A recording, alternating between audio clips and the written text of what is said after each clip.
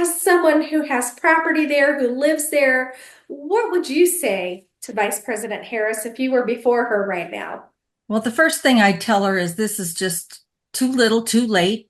It's a photo op, and that's all it is. She's going to give us lip service like she always does. That's all we've heard from this administration from the get-go about the border. For 4 years, we were pretty secure here, Cochise County, during and under Donald Trump's administration.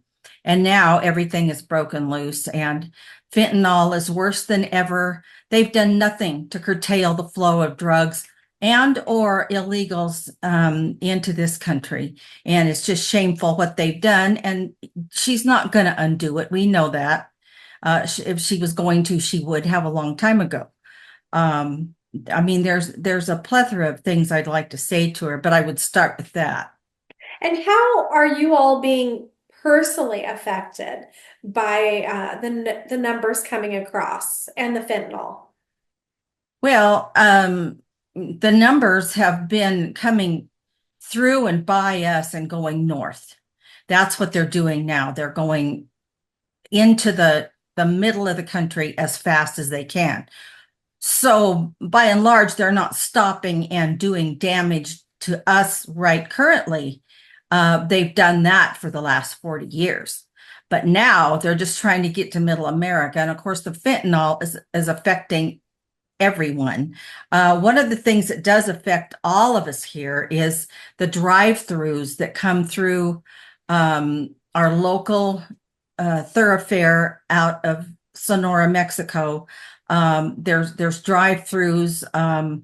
A lot of them are just going through cities and towns and ignoring speed limits, stoplights. They're crashing, killing people. This is happening on a regular basis because they're being told that they're not going to be followed. If they go upwards of 100 miles an hour, nobody's going to stop them. So they come through going like a bat out of heck and run stoplights and kill people. The fentanyl, of course, we've had a few friends that have lost children. Friends have lost loved ones due to the fentanyl. And I think everybody in the country now knows somebody that's been affected by that. I'm always vigilant. I when I step out my front door, if I'm going farther than my yard, I'm armed. We don't have traffic coming through in the daytime unless it's by automobile. And like I said, they're going very, very fast when they do. But at night, you've got to really be careful. We have recently acquired a couple of dogs that big white dogs that roam the property at night, and they bark and keep coyotes and or people away from the house. But for instance, I'm pretty much by myself for a couple of days until later this afternoon, but I've been by myself for a while. So I have to be my own protection. If I call 911, it's going to be probably upwards of 45 minutes before somebody shows up. But, we're affected by the trash, have been for years. It's usually footprints by the time they get here. They abandon the shoes when they get north of the border. They can't make much time in carpet shoes.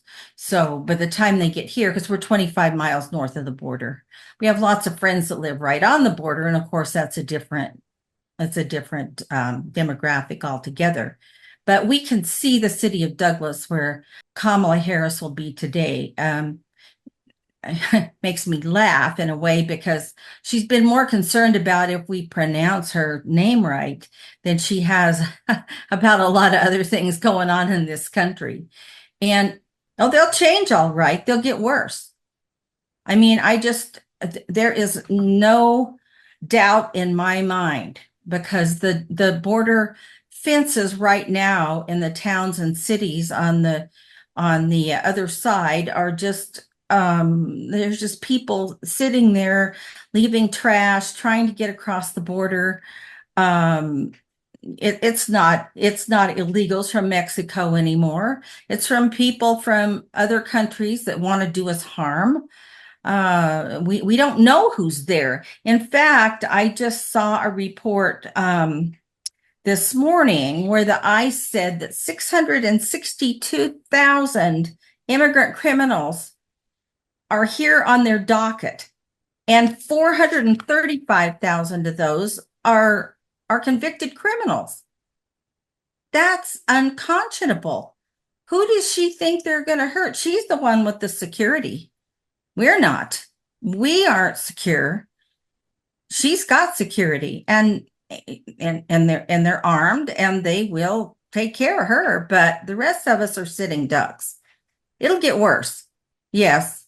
It's been a few years, but yes, I've been personally threatened. My daughter was personally threatened with a knife one time. My son was robbed twice. One of those times was just last year here. If we leave this property, there's 7 of us here between my 2 grown children and my son-in-law and 2 teenage grandchildren. If we leave this property, all of us at the same time, we're going to get robbed. And we know that, we have some cameras, we have locks on everything, combination locks on everything. But if they want in, they'll get in. They'll get in some way. They'll break windows. They'll just damage everything. But if they want in, they'll get in. It's hard to think and hard to imagine that type of life all the time, the fear of people trying to get into your home and across your property. Um, we need them to secure our borders. So, what would you tell her that is the most needed? What is the thing that you think she needs to hear absolutely without question? Well, okay, 20 years ago or 30 years ago or 40 years ago, it would have been a different thing. But now they need to deport. They need to deport tens of thousands of them. That's the first thing they're going to have to do. And there needs to be mandatory e-verify.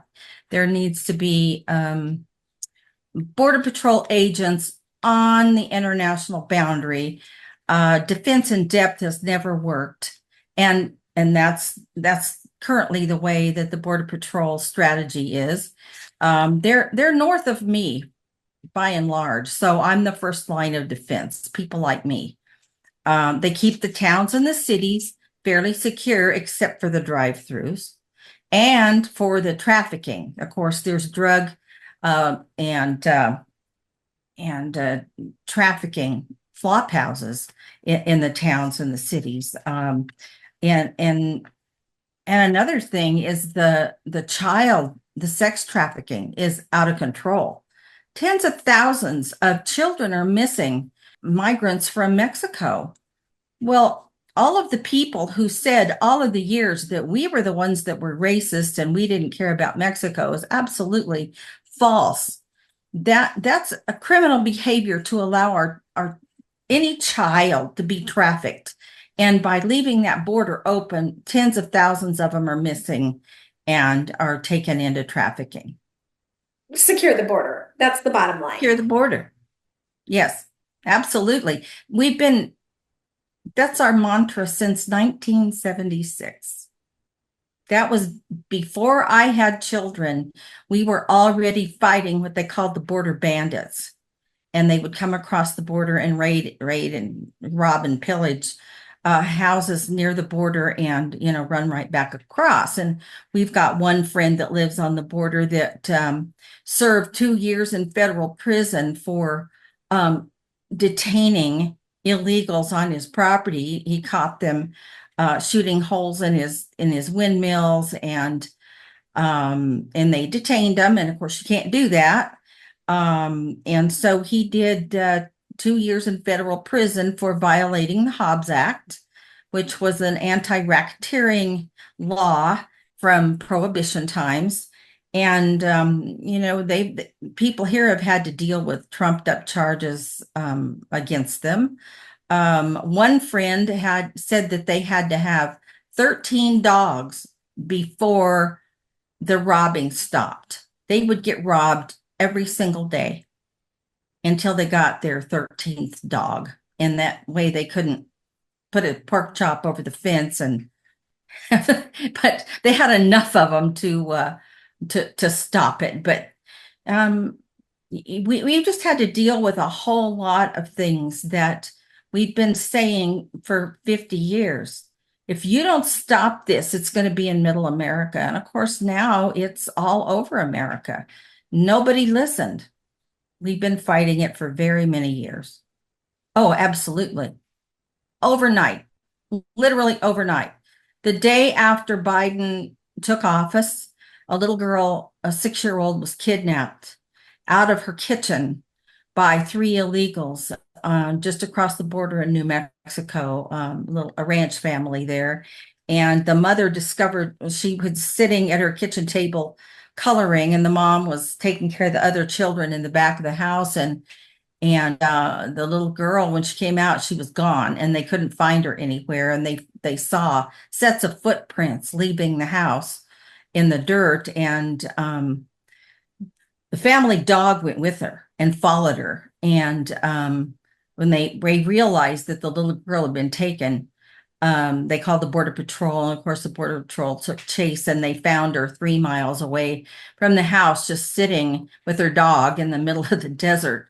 That was the day after Biden took office.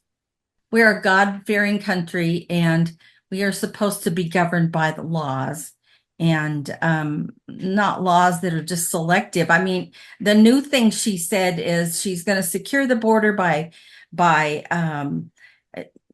hiring thousands more agents on the border, and then she's going to follow the laws of the country, which they have not done for many years, or there wouldn't be this problem. And then I saw her chanting in a film clip from 2018 in deportation. She's not going to change right now. She's not going to change. Down, down with deportation. Up, up with education. Down, down with deportation. Up with